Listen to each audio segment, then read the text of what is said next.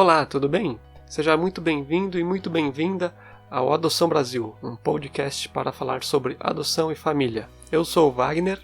E eu sou a Grazi. E no episódio de hoje, nós vamos falar sobre construção de vínculos. Isso, fica aí com a gente que vai ser bem legal esse papo aí, vamos aproveitar bastante, é uma dúvida muito comum. A gente sabe que esse tema ele é bastante abordado com os pretendentes durante a preparação deles, seja nos grupos de apoio, nos cursos dos fóruns, e é de extrema relevância. E a gente quer propor hoje reflexões, né, Vá, sobre o tema. É natural, a gente fica ansioso durante o processo, né? A gente quer que esse vínculo com o nosso filho, com a nossa filha já aconteça de imediato. Sim, como se fosse aquele sininho tocando, né? A partir do momento que vocês cruzam os olhares, mas quase nunca é assim. E vai ficar, e como se virasse uma chavinha e vai ficar tudo bem, isso, né? E não tem essa, somos uma família sem desafios. Família nós já somos, né? Mas assim, sem desafios, sem nada disso. E a construção de vínculo, ela leva tempo, né? Ela é um processo que precisa ser cuidado diariamente, ele é construído. Isso, semeado, né? Sim. E não tem um prazo para isso acontecer.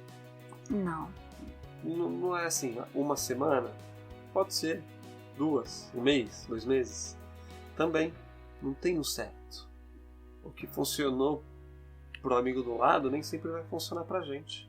Porque o que é fundamental, eu acredito que a maioria dos pretendentes, como eu já disse, participando de todo, se preparando, né, nos grupos de apoio e tudo, eles já têm consciência que vai demandar tempo, é mais forte que a gente essa ansiedade, mas é importante, eu acho que é fundamental a gente ter consciência que nossos filhos vão trazer uma história com eles. Sim, já tem toda uma bagagem, independente da idade, tá? Entendeu? Então, eles vão... a gente fala, os nossos filhos nasceram para nós aos 10 meses de vida, mas eles precisaram, a gente precisou construir esse vínculo, não é porque era bebê, e aí foi fácil, no início eles nos viam como os cuidadores, como mais uns cuidadores. Até eles nos adotarem como os pais também. Sim, exatamente essa palavra certa, adotarem. Eles precisam nos adotar também. Não somos só nós, né? E para crianças maiores também, às vezes existe um equívoco de achar que, porque como eles já têm consciência, é mais fácil deles entenderem toda a situação. E é pelo contrário, eles não têm... Eles trazem nessa bagagem, eles trazem uma bagagem de muita dor, sofrimento. Não era essa palavra que eu queria falar, mas vai falando. Mas eles se fecham muito, né? Assim, eles têm um bloqueio. Eles trazem uma história. Lógico, a gente fala, as crianças, quando elas são abrigadas, né, elas não têm uma história feliz, né? E elas carregam consigo essa história. É negligência emocional, né?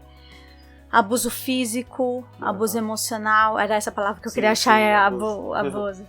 Abuso físico, e no sentido do abuso físico, eu quero dizer aquela criança que apanha.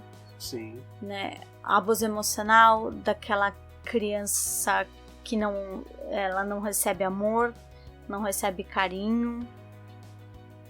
E todos esses pontos, né? Às vezes a gente precisa de ter, de repente, um profissional para ajudar. Sim. Né? Então, de repente, procurar ver se na vara da infância tem alguém para ajudar nesse sentido do pós. Os grupos de apoio também podem ajudar, e mesmo psicólogos, né? Sim. Conseguem contribuir nesse processo. Porque quando a gente entende que os nossos filhos vão trazer... como é que a gente quer que o nosso filho vire uma chavinha e nos ame se eles não receberam isso? Eles não entendem o que é esse sentimento. Eles não conhecem uma estrutura familiar, entendeu? Como é que a gente quer cobrar? Como é que a gente quer que nossos filhos... a gente quer seguir uma rotina, a gente quer que eles colaborem Com o andamento da casa, né? Com a relação. Eu nunca falo a palavra obediência, porque a gente não quer filhos obedientes. Exatamente. Né? Tem uma diferença muito grande. Né? Então, como é que a gente quer que tudo seja colaborativo ali, né? Não, se a gente não cuidar dessa parte, entendeu? Como é que a gente quer exigir isso dos nossos filhos, né? Que eles já colaborem, que eles não tenham desafios de comportamento, se a gente não entender isso. Sim, a gente também tem que virar a nossa chave. Sim, a gente fala muito. Os nossos filhos, quando eles vêm, eles têm que aprender a ressignificar e significar muita coisa. Nem sempre é fácil, né? Porque normalmente eles não têm... Eles ainda não sabem nem o que eles estão sentindo. Eles não têm repertório. Eles não têm repertório para nomear. Às vezes nem nós adultos a gente... consegue descrever o que a gente está sentindo. Se Imagina é raiva, se é angústia, se é medo. E tá tudo bem sentir esses sentimentos negativos, entendeu? E como é que a gente vai fazer? Como é que a gente vai exigir isso deles? A gente tá realmente, é o pilar que eles estavam, não digo esperando, mas esse papel é nosso. É a gente que tem que se preparar para isso. Se a gente se preparar e tiver recursos e ferramentas, é mais fácil a gente transferir isso para os nossos filhos, transferindo no sentido de orientar, né? Conseguir explicar para eles o que ele tá sentindo. Não é ruim o que ele tá sentindo. Vai começar por aí, né? Não é ruim. Então, vamos entender o que tá acontecendo? Por que te levou, né, a chegar nesse sentimento, por exemplo?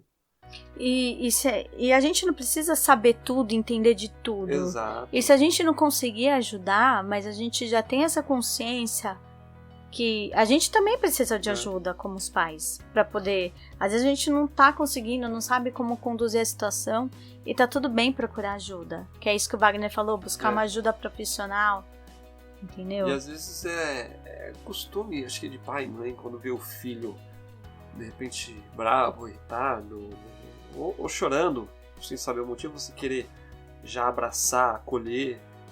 É importante também respeitar o lado dele e perguntar se naquele momento, de repente, ele quer um abraço. Você está precisando de um abraço? E sempre Você precisa de um colo? Se ele, de repente, se recusar, aquilo lá não leva para o lado pessoal, né? Nunca pessoal. Entendeu? Se ele recusou é porque naquele momento ele não sabe ainda se ele precisa de um tempo, né? A criança precisa de um tempo. Aí nesse momento você vai ter que chegar para ele e falar: então eu tô aqui. Quando você precisar de um abraço, eu tô aqui. Quando você precisar conversar, quiser falar. E eu já ouvi muita... não é a palavra certa, não é ciúmes. Mas os pais se sentem incomodados quando a criança traz alguma história. Alguma história do passado dela. Quando tem esse tipo de comparação, né? Acho que o problema é quando pega a comparação, né? Porque lá atrás era assim e agora não é. Essa parte realmente é difícil de lidar. Mas aos poucos, explicando de forma gentil, né? Que agora o mundo é diferente. As vidas são diferentes. Independente, não é porque de repente pode acontecer, de repente da criança ela não se alimentou direito no almoço e de repente ela fica com medo de ser recriminada, porque pode ser que no outro ambiente ela sofria algum tipo de agressão por causa disso. Explicar que nessa casa não vai ter esse tipo de situação, entendeu? E a gente conhece histórias que as crianças, irmãos, que eu quero dizer, irmãos, o mais velho tinha responsabilidade como se fosse o pai e a mãe dos irmãos mais novos. Isso é muito comum, né? Mais comum do que a gente parece, mas quando você vê algum noticiário na televisão, às vezes as pessoas, os responsáveis não estavam lá e quem cuida mesmo é o irmão ou uma irmã. né? O mais velho que se torna pai e mãe, mas quando é mais velho, às vezes tem 1 ou 2 anos de diferença. Né? E quando acontece essa adoção de irmãos, é todo um processo também para esse irmão entender agora que ele é irmão, ele não é o responsável, entendeu? Ele não é mais, ele não tem mais o papel de pai ou de mãe. Né? Ele é um filho. E pra virar essa chavinha também na cabeça dessa criança, que a partir daquele momento ela é um filho, é super complicado. É o que a gente fala, é um processo. Então a gente tem que ter muita paciência, leva tempo. Assim, procurar envolver as crianças em... É o que eu sempre falo, antes de você pensar em ter o amor do seu filho, você tem que ter a confiança, você tem que construir esse vínculo, essa conexão. Exatamente. Aí... Que aí o resto toda a consequência vai acontecer. Vai caminhando bem, né? Mas precisa mesmo. Eu sei que essa palavra paciência aí persegue a gente, né? Porque quando você entra no processo, não sabe quanto que termina o processo burocrático, aí a gente só escuta, paciência, vai dar certo. E aí você foi habilitado. Depois quanto tempo na fila? Aí 6 meses, 1 ano, 2, 3, 5 e todo mundo, paciência. Não, paciência que vai. No final acontece. E aí você agora, né? Tô com meu filho, tô com minha filha. Chegou. E a gente vai te mandar de novo a palavra paciência. Outra coisa que eu quero falar, Vá, é a questão das regressões que pode acontecer. Sim. Isso acontece mesmo. Isso faz parte do processo também, porque muitas vezes tá tudo bem, né? A rotina tá correndo bem, já tá fluindo, e de repente o filho, as crianças vêm com uma regressão ou com um desafio de comportamento que você não fala, mas estava tudo bem, ontem estava tudo bem, há 5 minutos atrás estava tudo bem. De repente teve uma explosão, qualquer coisa que seja, né? Uma explosão da criança. Sim. De raiva, de choro, né? De repente a criança chora sem saber o porquê. E é coisa que é que de repente vem alguma coisa do passado. E esse ponto é um pouco mais difícil de identificar, né?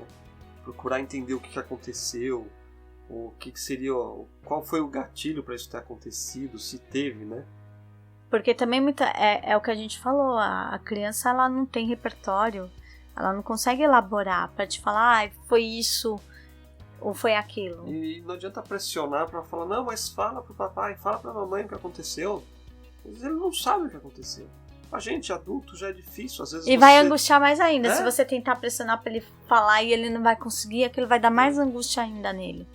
Então. Regressões do comportamento também não tem só essa questão de repente. É porque ele ficou bravo aparentemente do nada, né? Mas tem comportamental também no quesito dele começar a fazer coisas de criança de muito abaixo da idade dele, por exemplo. Que provavelmente ele foi privado. De querer resgatar coisas que ele não viveu, né? Entendeu? De repente pode ser que ele queira brincar a garota queira brincar de bonequinha, já sendo uma garota maior. Ou de repente quer dormir de abajur porque tá com medo do escuro. Isso tudo tem que ser levado em conta, tem que ser respeitado. Entendeu? Com o nosso filho aconteceu isso. Né? A gente tem que a gente se preocupa muito também em não colocar tudo só colocar na conta só porque teve a história da adoção. Sim, não pode. Né? A gente tem que levar, é o que eu falo, a gente tem que levar muito em conta também. A gente não pode esquecer a questão do desenvolvimento. Sim. Né? Mas a gente tá falando aqui na questão dessa criação de vínculo, desses desafios, né? E a gente tem que a gente tem que respeitar, né? Respeitar, a gente tem. Tá querendo dizer dosar? Equilibrar a nossa, as nossas expectativas. Isso, exatamente. Oh, meu Deus, como foge as palavras, Mas equilibrar é a palavra-chave mesmo, porque lógico que a gente tá com expectativa lá em cima. Lógico que a gente quer que aconteça tudo muito rápido. Então...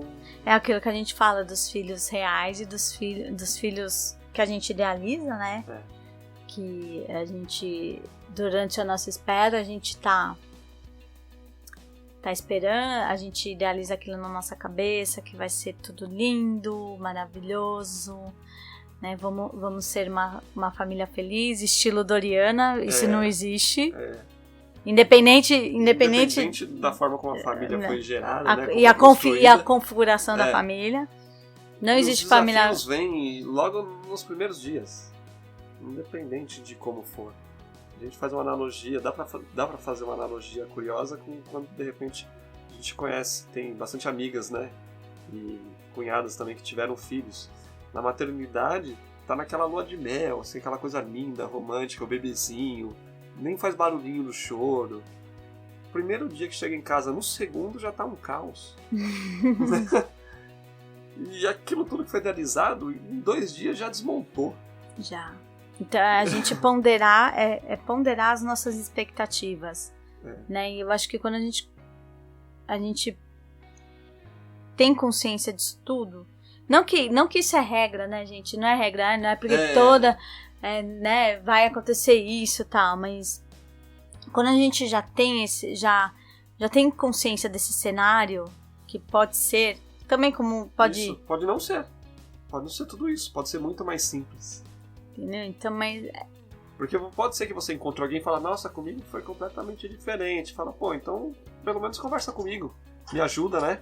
Contribui comigo, que vai ser bem legal. E é confiar no processo. Sim. Né? Confiar no processo. Que vai levar tempo, mas vai tudo dar certo. Tudo vai se endireitar e caminhar, encaixar nos trilhos. E é o que a gente fala, se precisar de ajuda... Pode entrar em contato com a gente. Procure, seja para desabafar, uma ajuda profissional. Não se sintam incapazes, com vergonha de buscarem ajuda. Não se sintam mesmo.